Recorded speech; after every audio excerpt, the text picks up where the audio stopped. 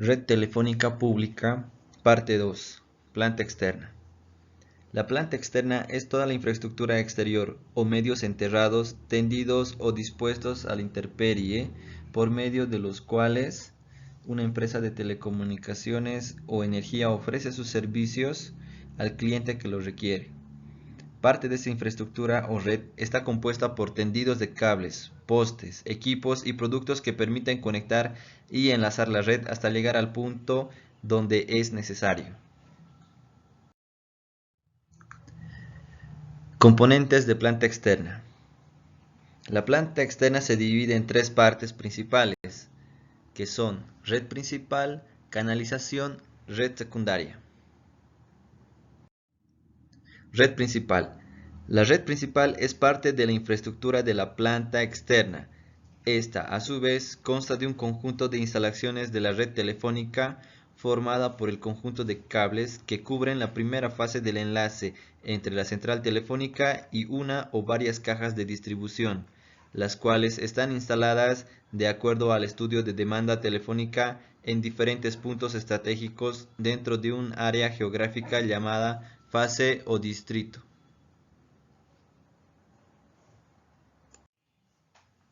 La red principal es la parte de la planta externa que más influye en los costos, por lo que es de una suma importancia cuidar su dimensionamiento para obtener calidad en el servicio, economía en la construcción y flexibilidad en su utilización.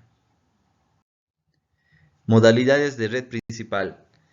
Los pares de cobre se agrupan en cables multipares y su instalación se realiza en cualquiera de las siguientes modalidades: subterránea, aérea. Red subterránea. Existen dos tipos de redes subterráneas. Red canalizada. En las redes canalizadas, los cables y cierres de empalme se instalan en una infraestructura subterránea llamada canalización, la cual está integrada básicamente por ductos de concreto o tubos de PVC y pozos de visita. Red enterrada. En las redes enterradas, los cables se instalan directamente enterrados en el subsuelo. Los cierres de empalmes están instalados en pozos. Las redes subterráneas tienen las siguientes características. Fiabilidad. Proporcionan mayor protección mecánica a los cables instalados, ya que no están expuestos a daños por accidentes o acciones de vandalismo, como en el caso de una red aérea. Alta concentración. Permiten la instalación de una gran cantidad de cables, ya que cuando la concentración de pares es alta, la instalación de postes es inadecuada y de alto riesgo. Los cables utilizados en este tipo de red son de gran capacidad de pares, 300, 600, 900 y 1200 pares. Facilidad de trabajo. Ya construida la canalización, se facilitan los labores de construcción y mantenimiento, así como los trabajos de modernización de la planta instalada. Red aérea.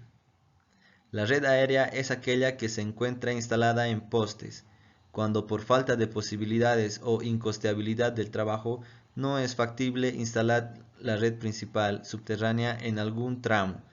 También se tiene la alternativa de instalar como red aérea. Canalización.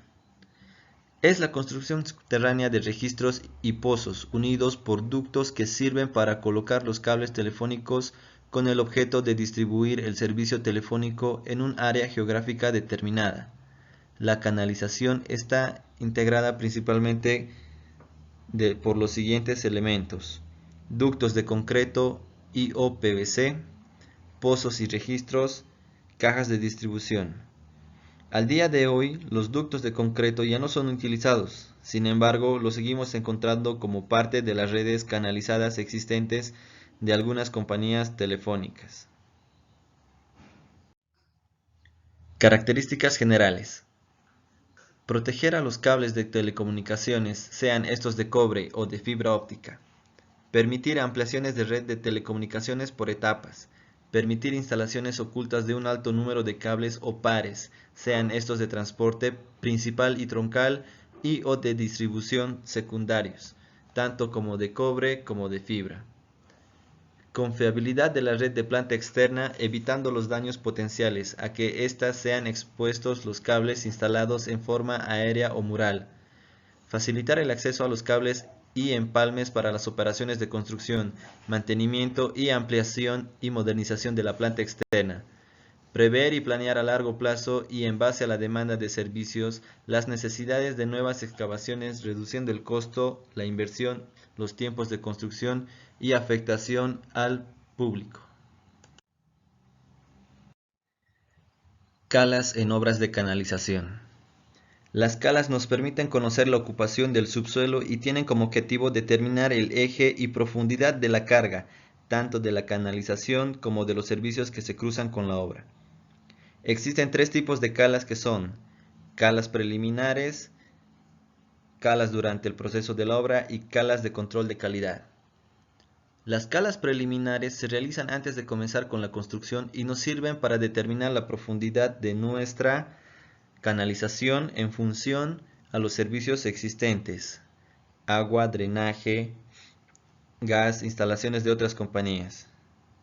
Por otro lado, las calas durante el proceso de la obra sirven para ubicar con precisión los servicios que se van a cruzar en la trayectoria de la canalización o que están cerca de la misma, principalmente en puntos donde se colocarán los pozos. Las calas de control de calidad se solicitan a petición de la compañía telefónica para verificar su profundidad de carga, calidad de la obra, espesores de reposición de banquetas, asfaltos y sustitución de rellenos. Pozos. Los pozos son obras subterráneas destinadas a permitir la instalación, distribución y tendido de cables, así como alojar, proteger los empalmes y cables. Para determinar el tamaño de un pozo, se debe tomar en cuenta en consideración varios aspectos como son la cantidad de empalmes, cables que se alojarán en él, de acuerdo a la dimensión de la red principal y secundaria, la proyección que se tenga para futuras ampliaciones de la red. Cajas de distribución. Una caja de distribución es una caja de lámina, aluminio o plástico montada en una base de cemento y conectada a un pozo por medio de ductos. En su interior se encuentra un armazón que se utiliza para la instalación de mufas principales y secundarias. La función principal de una caja de distribución es la de enlazar o interconectar la red principal con la red secundaria por medio de puentes, logrando con esto una mayor flexibilidad a la red. En la siguiente tabla se muestran los tipos de cajas de distribución que se ocupan en la actualidad. Red secundaria. La red secundaria es aquella que parte de las cajas de distribución en cables de cobre de un determinado número de pares hacia terminales o puntos de dispersión. Los cables de cobre se dispersan por calles y avenidas a través de postes y ductos para proporcionar el servicio telefónico. Tipos de distribución.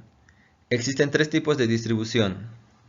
La distribución aérea de los cables secundarios es la más común. Para efectuar esta distribución es necesario el uso de postes. La distancia interpostal dependerá de la densidad de clientes en el área. La distribución subterránea se proyecta por medio de canalización o cables directamente enterrados. Este tipo de distribución nos permite la instalación de cables de gran capacidad. Se utiliza principalmente en unidades habitacionales y fraccionamientos donde no es posible la instalación de postes, ya que todos los servicios van ocultos. La distribución mixta consiste en la combinación de las dos anteriores, obteniendo de esta manera la optimización de la red. Terminales. Las terminales son dispositivos donde se remata la red secundaria como punto de dispersión. De este punto se distribuye el servicio a los clientes por medio de un cable denominado bajante.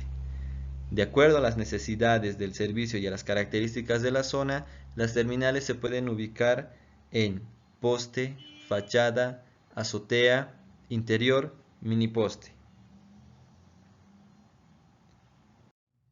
Red del abonado. La red del abonado es el enlace que existe entre el punto de dispersión y el equipo del cliente. Está dividido en dos segmentos que son la instalación exterior, que contempla el cable denominado bajante, y la instalación interior, la cual se encuentra dentro del domicilio en forma oculta y visible. La instalación exterior e interior está delimitada por un dispositivo de interconexión terminal DIT. Sistema de alimentación eléctrica. En los sistemas de telecomunicaciones, la disponibilidad del servicio de energía todo el tiempo es esencial, pero no solo es eso, sino hay que tener la disponibilidad a la mejor calidad y cumpliendo con una serie de estándares que garanticen esta disponibilidad siempre. Por eso se han establecido requerimientos básicos para este propósito. Proveer potencia sin interrupción a las cargas críticas del sistema. Ser seguro para los trabajadores y para los usuarios o suscriptores en general. Tener una vigencia útil de vida de entre 20 a 30 años o más. Para cumplir con cada requerimiento básico, se debe proponer una alternativa a cada requerimiento, usando baterías para superar las interrupciones, usando niveles de voltaje bajos relativamente hablando, limitando la corriente y aterrizando el sistema, haciendo un diseño del sistema con orientación al mantenimiento preventivo. Cumplir con esta serie de requerimientos y conscientes de lo que los sistemas públicos de alimentación siempre estarán sujetos a interrupciones inesperadas en su suministro y cualquier otro tipo de fluctuaciones, obligan al planificador a plantearse la necesidad de un sistema de energía para las telecomunicaciones. Los sistemas de alimentación se usan en diferentes lugares y para proporcionar muchas facilidades a los usuarios de red, sean estos los usuarios o clientes finales o las unidades funcionales dentro del sistema de telecomunicaciones.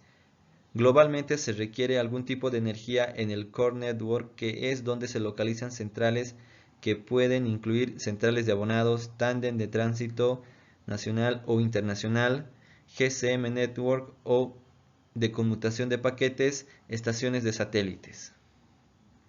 Enfocaremos nuestro interés en los sistemas de alimentación asociados a la red de acceso, transporte y al núcleo, porque desde estos elementos es que se garantizará el servicio de la red.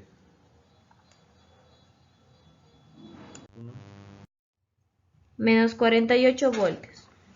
Al principio, históricamente hablando, cuando solo se tenían centrales fijas de abonados, se encontró una relación directa entre la distancia de la central telefónica y el aparato del suscriptor, para el que la caída de voltaje en el par de cobre era tal que todavía se mantenía válida la operación de la señal. Por supuesto, a mayor voltaje, mayor distancia, sin que la caída afectara la operación. Pero también se estableció a mayor voltaje el peligro por parte del trabajador y también del usuario de la red aumentaba. Pero además hubo una razón igualmente importante para usar menos 48 voltios. Y es que se descubrió que cuando se usaba referencia más de 48 voltios, que el par de cobre se oxidaba más rápido y aparecía también el fenómeno de la corrosión. En poco tiempo debido al fenómeno de la electrólisis. Con un voltaje de 48 voltios, pero el negativo en la referencia de tierra, el cobre sufría un menor grado de los efectos del entorno climático. Fuentes de alimentación. Fuentes de alimentación se diferencian en la clase de sistema de alimentación directa o alterna, la clase de regulación y la técnica de los diferentes equipos, módulos e instalaciones. Simbología utilizada en planta externa. Como en toda planimetría, en la planta externa es necesario plasmar símbolos para identificar las diferentes unidades de acuerdo al tipo de construcción. En la planta externa se manejan diferentes tipos de símbolos agrupados y expuestos en la sección de anexos. La central de conmutación. Dentro del mundo de las telecomunicaciones, las líneas de acceso conmutado son aquellas que necesitan establecer una llamada entre ambos extremos para realizar la comunicación, es decir, conmutar o conectar las líneas al paso por cada central desde el origen al destino. Las centrales de conmutación comprenden los equipos locales y o de tránsito que establecen la interconexión de todos los abonados con las demás centrales. los equipos de transmisión para establecer la comunicación entre ellos y la alimentación de todos los equipos.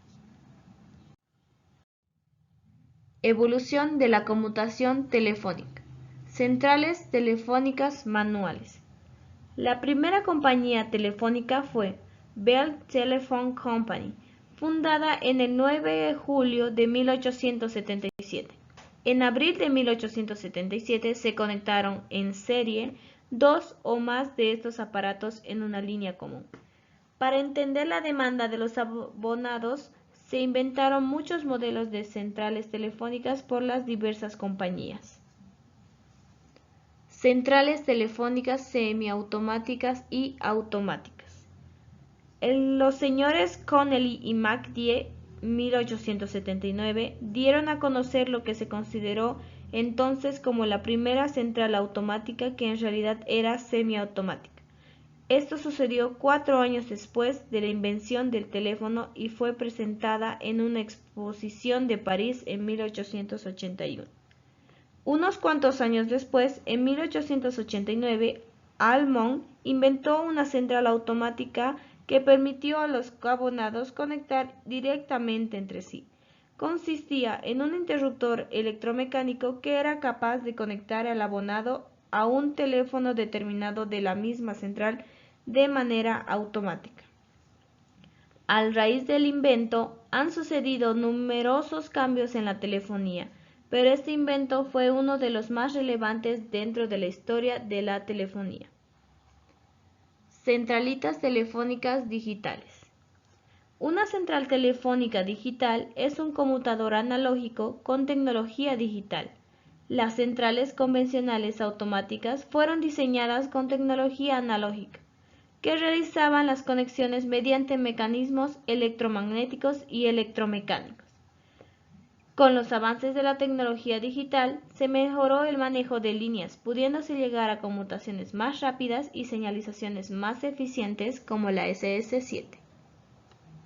Centralitas telefónicas IP.